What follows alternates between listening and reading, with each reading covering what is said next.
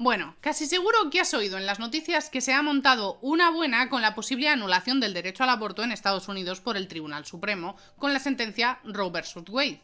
Pero claro, quizás te preguntes cómo es posible que un juez pueda quitar el derecho al aborto a las personas estadounidenses a partir de la reinterpretación de una sentencia de hace 50 años. O sea, ¿no tendría eso que hacer una ley, como en España, la ley del aborto? Pues aquí vengo yo a explicar unas cuantas cosillas de los derechos que tienen los ciudadanos estadounidenses de la sentencia de Roe vs. Wade y de cómo los españoles nos podemos acercar a ese futuro distópico donde un tribunal controlado por conservadores nos quita derechos como el aborto. Empecemos por el principio. De lo minimísimo que se estudia de las democracias en la educación obligatoria es que el poder estatal se divide en legislativo, que hace leyes, ejecutivo, que gobierna, y judicial, que juzga. En la teoría, estos tres poderes independientes entre sí viven en armonía y se vigilan unos a otros, de modo que las democracias viven en paz sabiendo que si algún órgano o persona tiene mucho poder, será señalado y juzgado por los otros dos y resolverá la situación. Pero, obviamente, este cuento de hadas se rompe en distintos modos en todos los países, y claro está, The United States of America no es una excepción. De Estados Unidos primero hay que aclarar que, como su propio nombre indica, es una unión de estados, o sea, una federación. Varios estados, con independencia en las leyes que se aplican, los impuestos a pagar o las normas de gobierno, se unen bajo unas premisas básicas de convivencia. Por eso, por ejemplo, tenemos que en Nuevo México puedes comprar 20 gramos de marihuana libremente en una tienda, pero pasas la frontera de Texas y vas a la cárcel. La ley básica de la convivencia de los Estados Unidos es la famosa Constitución. Sí, esa que se menciona en tantas pelis, que es jurada por millones de escolares cada día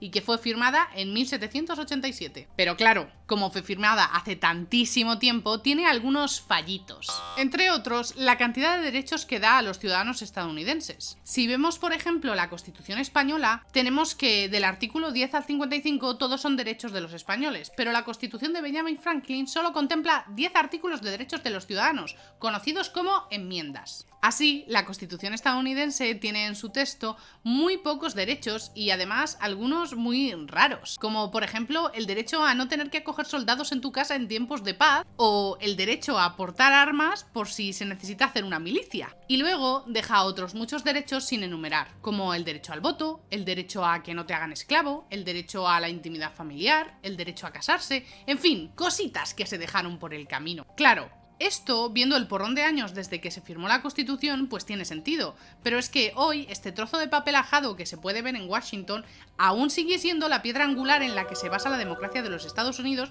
y no le han cambiado una coma en 235 años. Así que, para funcionar, se recurre al Tribunal Supremo de los Estados Unidos de América. Este tribunal lo componen 9 jueces nombrados por el presidente de turno de por vida y se encarga de complementar las deficiencias del texto constitucional a base de interpretar, sobre casos específicos de ciudadanos, lo que los Founding Fathers querrían cuando escribieron el texto. O sea, que ante una denuncia, si llega al Supremo, se encargan de decir a base de comentarios lo que creen que los 39 escritores de la Constitución de 1787 dirían de tal caso a partir de lo que está escrito en la Constitución. No me voy a poner a valorar el sentido que tiene lo de que 39 hombres blancos que llevan 250 años criando malvas sea la voz jurídica más respetada en Estados Unidos a día de hoy.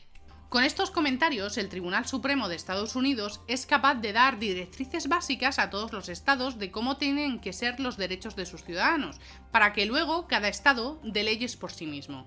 Así tenemos que la mayoría de los derechos que tienen los ciudadanos estadounidenses vienen de estas interpretaciones judiciales. Este justo es el caso de la histórica sentencia de Roe contra Wade de 1972, que es uno de los más, si no el juicio más controvertido en la historia de Estados Unidos. Pongamos un poco de contexto. En los años 30 comenzaron a ponerse muy enfermas y morir muchísimas mujeres por abortos ilegales en Estados Unidos, y es que la economía tras el crack del 29 estaba que daba pena, y muchas no tenían los medios económicos para tener más hijos. Ante las miles de muertes, muchos estados comenzaron a permitir el derecho al aborto, y por otro lado, médicos católicos se organizaron y crearon plataformas para presionar a otros estados que prohibieran el aborto, y así la situación se polarizó, con leyes de aborto muy restrictivas o muy permisivas según el estado. Si avanzamos hasta los años 70, la cuestión estaba on fire. Los movimientos por los derechos de las mujeres tenían como demanda clave el derecho al aborto para todos los Estados Unidos, con el eslogan de My Body, My Choice, y apoyado en la idea de que el control sobre el propio cuerpo era esencial para la igualdad. En el otro lado de la mesa estaban los católicos y los cristianos evangélicos,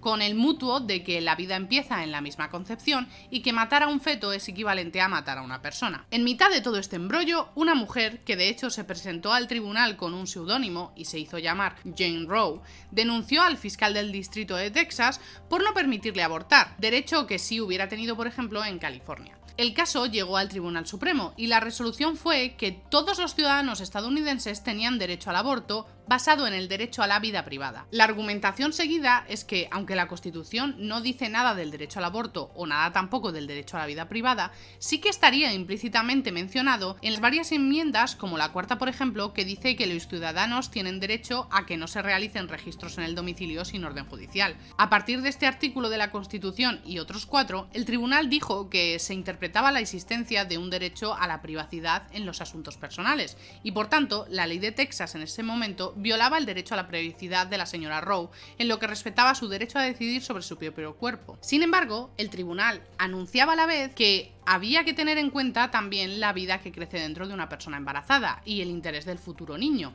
con lo que dio las directrices de los 3 trimestres. En el primer trimestre, los estados no podrían restringir el derecho al aborto, punto. En el segundo trimestre, podrían imponer restricciones siempre y cuando no estuvieran relacionadas con la salud de la persona embarazada. Y en el tercero, el estado podría prohibir enteramente abortos a menos que la vida de la persona embarazada estuviera en grave peligro. Con ello, se reconoció el derecho al aborto como un derecho amparado en la Constitución, aunque no estuviera escrito implícitamente. 26 estados que tenían en ese momento leyes que restringían el derecho al aborto en las primeras semanas quedaban sin efecto y tuvieron que reescribirlas, y el movimiento feminista ganó una gran batalla adquiriendo un derecho que más tarde se extendería por muchos otros países occidentales. Sin embargo, la batalla del derecho al aborto nunca llegó a terminar.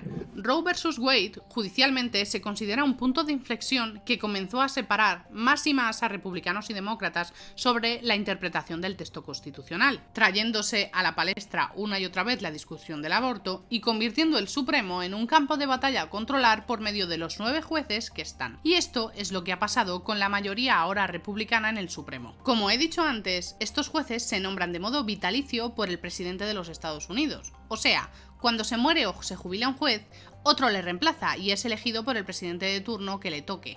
Y digamos que Trump tuvo mucha suerte. En los 4 años de presidencia de Estados Unidos, 3 de los 9 jueces murieron o se jubilaron, y Trump eligió a los nuevos magistrados, basculando el tribunal hacia el lado conservador, que ahora tiene 6 jueces republicanos de los 9. Y la primera prueba de este poder del Partido Republicano en el Supremo ha sido este borrador de comentario a la sentencia de Roe vs. Wade del juez Alito, que dice algo así como que el derecho al aborto no está escrito en ningún sitio en la Constitución, y que como el aborto no era una práctica corriente en el siglo XVIII, no se puede interpretar que los padres fundadores lo hubieran querido y por tanto no es un derecho protegido por la Constitución ni de todos los ciudadanos estadounidenses. Esto supondría que cada uno de los 50 estados de Estados Unidos podría legislar como quisiera el derecho al aborto, prohibiéndose terminantemente en muchos de ellos. Pero es que además asienta un peligroso precedente de todos esos derechos que no están escritos en la Constitución, y de ahí el cabreo generalizado de los demócratas, que ven como hay un control judicial conservador que pone en peligro victorias clave de su partido,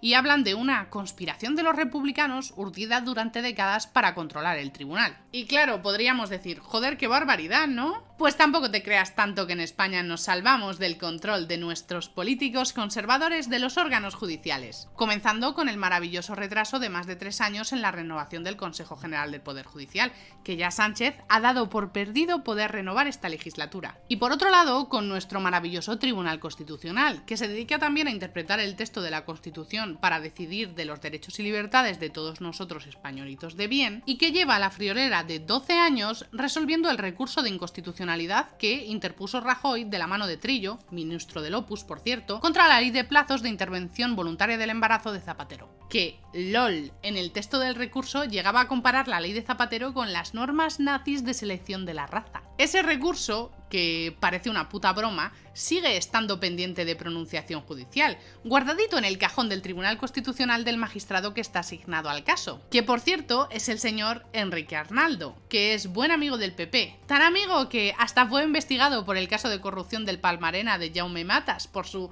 asesoramiento en el blanqueo de dineros y por eludir la justicia. Y lo tiene ahí en el cajoncito, esperando vientos mejores para derogar la norma. Y todo ello a pesar de que, según la última encuesta del CIS que preguntó del aborto, la ley de plazos tiene un apoyo mayoritario de más del 75% de la sociedad española. Y sabiendo que el intentito de Gallardón de proteger al nascituros y volver a una ley de supuestos en 2014 le valió el puesto por las manifestaciones y la caída del PP en las europeas. Así que nada, en resumen, derechos como el aborto no están para nada totalmente ganados ni superados. Así que votad. Votad por vuestros muertos y por vuestras vivas. Manifestaos, asociaos, reivindicaros y todas esas cosas. Y comparto este vídeo si te parece con alguien que puede aprender algo. Y que cuando veas las barbas de tu vecino afeitar, pon las tuyas a remojar. Que aquí en España lo del control del PP de los jueces es también una bonita realidad de cuadro de comedor. ¡Ale, chao!